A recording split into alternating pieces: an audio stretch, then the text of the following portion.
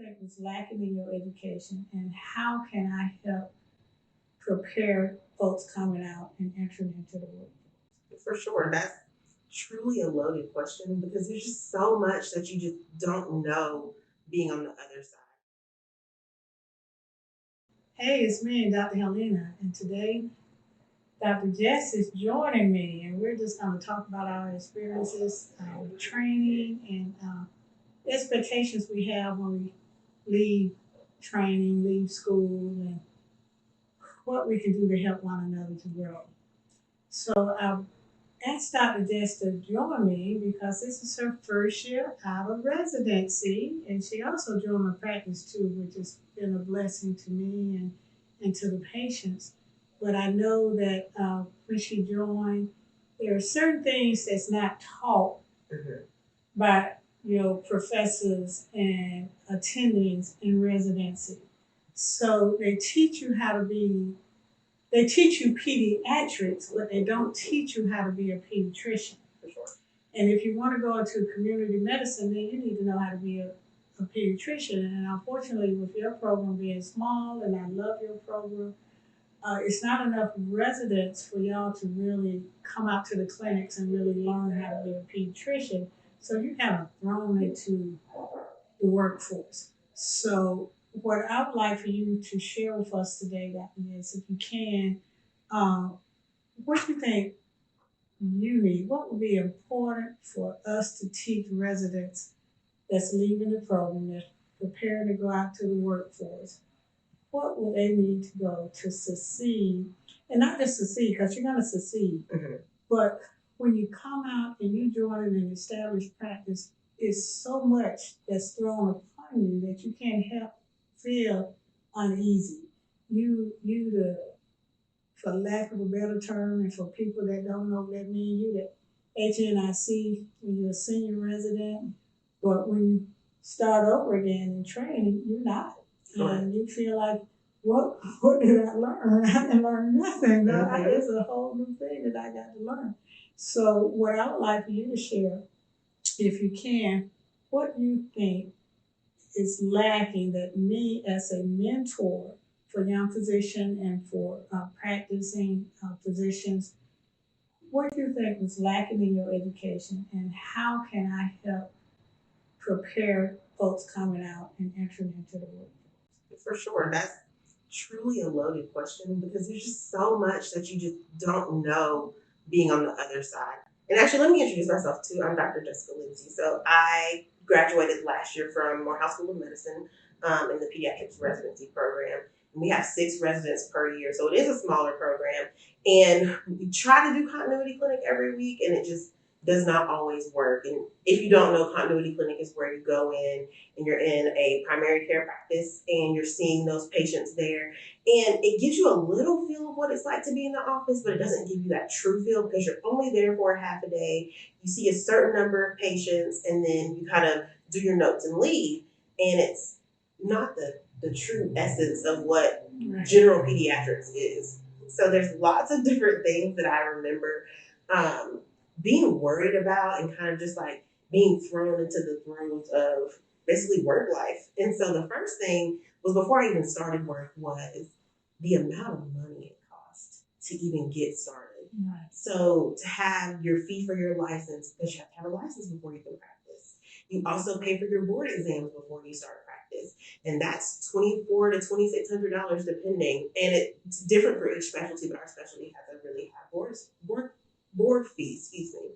Then getting your FDA or your DEA license, that's a lot of money too. That's $800. And so doing all of this on a resident salary, that in itself was like, whoa, this is a lot. So you got to put out all this money before you even make money. Correct. And not even know, I mean, not only you got to put out all the money, it's time associated with each one of those things. So your timing got to be right. And so we'll say you got your license, you got your DEA, you're getting ready for the boards. Then other things that you have to worry about, you got to be credentialed with insurance plans. You got to be on somebody's hospital staff for a lot of the insurance plans. And so everything is a timing type thing, and it's a lot of administrative work. And then whatever practice that you're joining, nowadays we have these electronic medical records. So whatever software you were working on as a resident may or may not be different from what you're going to work on when you go to practice. And like with joining us, it's a different software, so it's something else that you got to learn to do. One thing that I do know about residents, and y'all don't learn how to build. You don't. You can get that a little taste of that when you come to continuity clinic. You can, but you're not responsible for building. You're there to learn. So you don't know how to build, and so that becomes a daunting task because you do want to carry your weight. You know, that's what you agreed to do. And so what we say, oh yeah, I can see this many patients a day, but what's not articulated is that it's more than just seeing those patients a day. Seeing the patients is the easy part. Correct. The charting and getting the billing down pat, that's what take up most of the time. And I share this all the time. It takes longer for me to chart than it does to see a patient. And I think as residents, the hardest part about it is that we're taught that we need to put everything into the medical chart. We need to make this in-depth, beautiful soliloquy that is basically telling you everything about the patient, going through all these differential diagnoses, just making it a beautiful masterpiece. And you don't have time for that when you come out. You don't have time for that when you're seeing 18 to 20 patients, sometimes 25 patients a day. That's right. And so it's getting that balance of getting the information that you need into the chart without overdoing it, because all it does is lead to that vicious cycle and potentially burnout.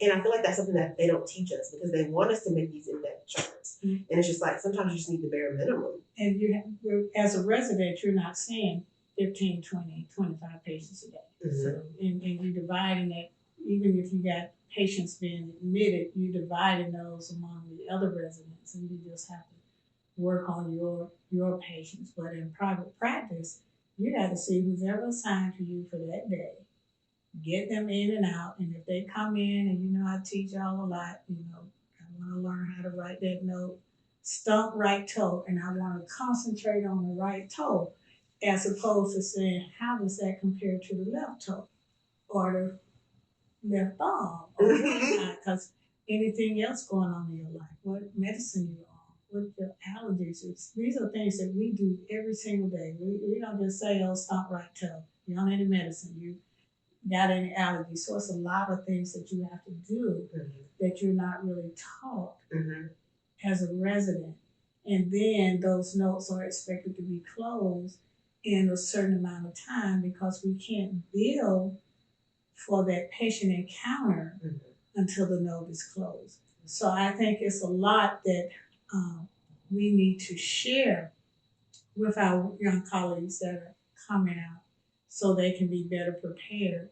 I've been seeing on Instagram, you know, oh man, all these little young doctors talking about burnout and self-care and all this kind of stuff. And it's like, oh, I've been practicing 35 years. Why I am burnt out? What's going on? What's the difference between you and me? Yeah. What do you think? I'm honestly not sure because, you know, I've been on that same journey. Like, I understand where they're coming from with that.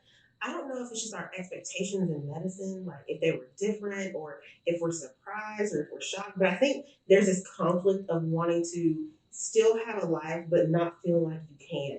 And so it's that time of actually taking out the time of self-care, like we've talked about before, where yes, you want to get something done throughout the day, but also you want to do something for yourself throughout the day. And I think we strongly conflict with that to where it's like, I want to be all about my patients today. And then maybe tomorrow I'll get something done. But then I'll be all about my patients again tomorrow.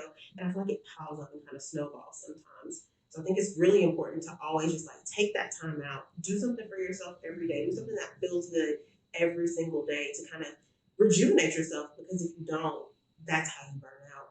Well, I think you can do that. And like I said, I've been practicing 35 years and I've learned to do that. I know what I have to do for my patients, and I may not finish those charts that day, but I also know my limits.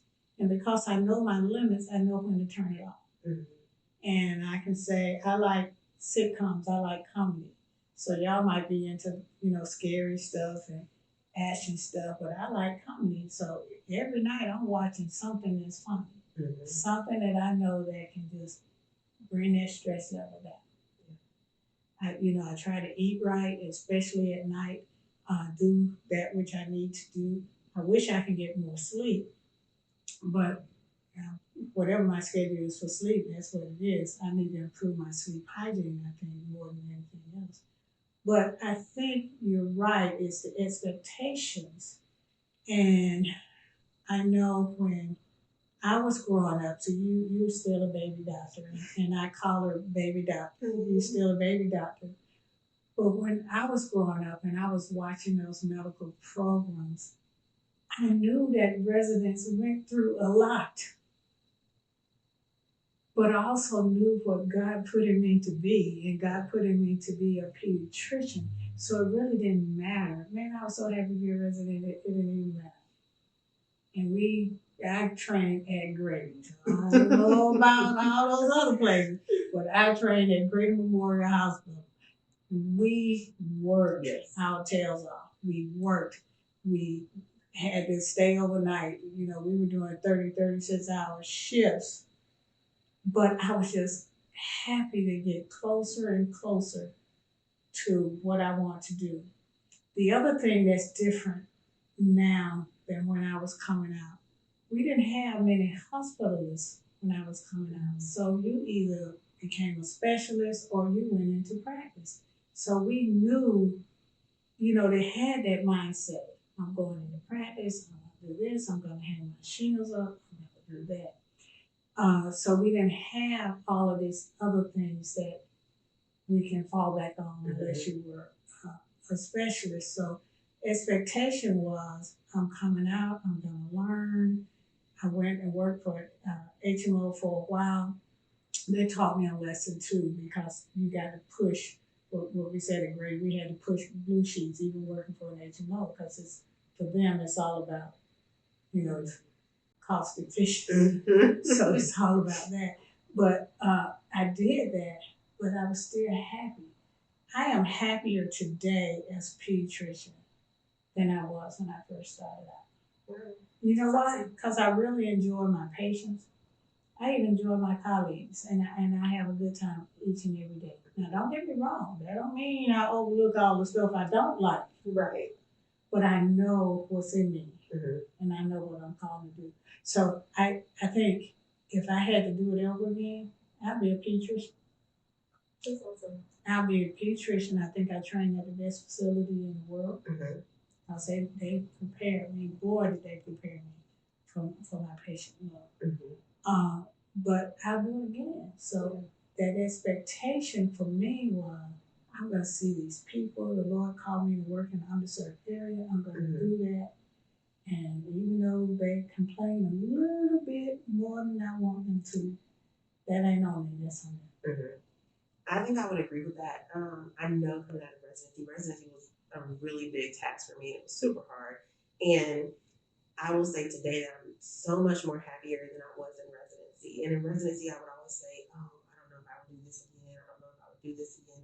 I don't know if I'm even meant to be a pediatrician truly, because it was I just felt the daunting task of it. And now, like being in practice and seeing my patients and the type of patients that we see, I love serving patients who need us. Like, I feel like they need us in this community, because lots of pediatricians don't see or only have a certain amount of Medicaid patients that they'll see. And we see a lot of patients with Medicaid.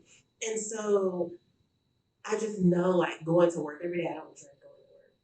I enjoy being around you. I feel like you have just inspired me so much and given me that guts and that huff to kind of like keep going and to actually know, like, this is what I'm actually called to do. I'm right where I'm supposed to be. I got here how I was supposed to get here, and all the experiences truly kind of shape who I am as a physician and how I relate to my patients too. And so it's super important. I think that it's not always about the destination, but the journey and how to get there. But the journey prepares you for the destination. You have to remember that as well. So it may not go as smooth as we want it to go. It may not go as quick as we want it to go, but that's to prepare us. It said, trust in the Lord with all my heart. He said, He will order your steps. And so we have to remember that. He also said that all things work together for the good. So some things may not feel good. And you Yes. know where in that Bible it said it was gonna feel good, it was gonna taste good, it was gonna look good. But he said it will work together for good. That's right. That's right. If you love him and he called you to do his purpose. And if you know you're working in that purpose, and even today I have to remind myself, okay, Lord, I know I'm walking in your purpose, so I know you're gonna work it out for me. Mm-hmm. And each and every time we do it. Yeah, I think we just have to know that we're doing what we're supposed to do. And I think once we know that, all of that other junk is just junk. That's right. The Bible also says he will lift you up out of the dung heap. And some versions say the ash heap. I like dung heap. Dung means doo-doo. So God say he will lift you out of the doo-doo and place you on higher ground. Mm-hmm. And so I trust that. I truly believe that. Because you can get caught up in some dung. Yes, ma'am. But he'll lift you up. Mm-hmm. And don't let nobody stop you from doing what God wants you to do. He didn't say it was not. Jesus didn't go to the cross now. Mm-mm. You know, he said he was sweating. It was like blood. Yeah. Lord, Father, if you will, take this cup from me. He was suffering. Even before they did what they did, he was suffering. But he went anyway because he came to do the will of the Father. That's right. And that's what we have to think about when we're doing our training, Mm-hmm. when we're working in there. So we have to do that. So my goal is not just to mentor you, but to mentor other physicians as well that may be in need of whatever it is I got to offer, whatever you think that I have to offer you. Mm-hmm. And I think one thing is this encouragement and helping you to grow. Yes. I don't want nobody to go through what I went through. Mm-hmm. And because I've learned every step of the way, I'm willing to share that knowledge with you and with whoever wants to hear it. And I think that's important for our generation because I feel like we kind of, we may not know fully what we're getting ourselves into, but there's a picture of knowing what you're getting yourself into. But then there comes a moment where it's like, if someone hasn't been through it before, they don't truly know the trenches that you're in. And they can try to encourage you and they can encourage you, but it's still not the same as somebody who's been through it, been on the other side, and you're at the light at the end of the tunnel. And it's like, let me tell you some ways to get there, some ways to make it easier. It's not going to be an easy journey, but at the same time, let me give you some steps that can kind of ease the burden of just a little bit. And I think that's super important, especially for us. I agree. You know, you may have to hold your hand. Mm-hmm. You may have to say that paragraph is too long. This child came here for earache. The paragraph is too long. And so it's not criticism, it's Mm-hmm. help you, especially when you got that many patients you got to write on, help you to be more efficient without losing that quality of care that you know you have to give. And that's the best way to say it. That's the best way to say it because I don't know if residency truly teaches us efficiency. We don't always harp on efficiency. Sometimes they'll be like, yeah, I need you to be more efficient. But to truly be efficient in a workplace without losing that quality of care, I feel like that's something that's on the job training. And it would be nice to have that before you start your job. Okay. Mm-hmm. It's good. I like it. Well, I pray that you continue forever. If God wants you to last 35 years, if He wants you to last 5 years, whatever it is, just make sure it's for His glory. Yes, and that you're doing your best. I think I've had a lot of physicians to work with me over these 35 years, and they have gone on to higher or better things in their mind, but we try to set the foundation so that you can make it wherever you decide to go, even if you choose to stay or whatever. If you can be the expert that you train to be, and not just train to be, the other thing we haven't talked about, you paid to be. You paid that money. Yes. All of that money, and you expect to be. When you have that much money that you paid out for this education, you expect to be the best of the best. But the only way to be the best of the best is for you to choose to be the best and work toward that goal. Okay? And don't even let that money part hang over you. We all gonna be in debt for something. Yes. Yes. You're gonna be in debt for something. So you might as well utilize that debt to help you as opposed to you worrying about that. I think a lot of times we especially with now what I'm seeing on Instagram, I keep getting these posts, these people talking about how much they make as a resident. I don't get it. You didn't make nothing as a student, and not only did you not make anything as a student, you paid to be a student. We did. So you make money. So they're talking about how many hours they have to work for how much money, and they were making less than minimum wage. And I agree. And you are making less than minimum wage, but you're still learning. You're still in the educational realm of things. And so once you get out, you can turn all of that stuff around. Maybe. And even after 35 years, I'm still not making enough money for what you think you want, right? So you can't look at the money because it'll never be enough. That's true. All those billionaires is trying to be bigger billionaires. Some of them trying to be the first trillionaires. They got more than enough money to do whatever it is they're trying to accomplish, but it's not enough. So money will never be enough, and that's why that should never be our primary focus. I agree with that 100%. Just be the best you could be, and that money gonna come. Because then I also recommend that everybody I think talk to you about it, give you another little business that has nothing to do with medicine. That also kind of help with that burnout too, because it can take your mind off all of that stuff for sure. Did you have any questions of me today? Yes, ma'am. If there was just one piece of advice you could give to somebody that was coming out, what would you say to them?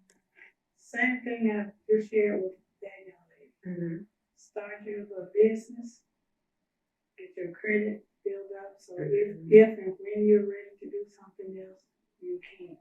You need an outlet. But the main piece, you say one piece, but it all comes back to your calling.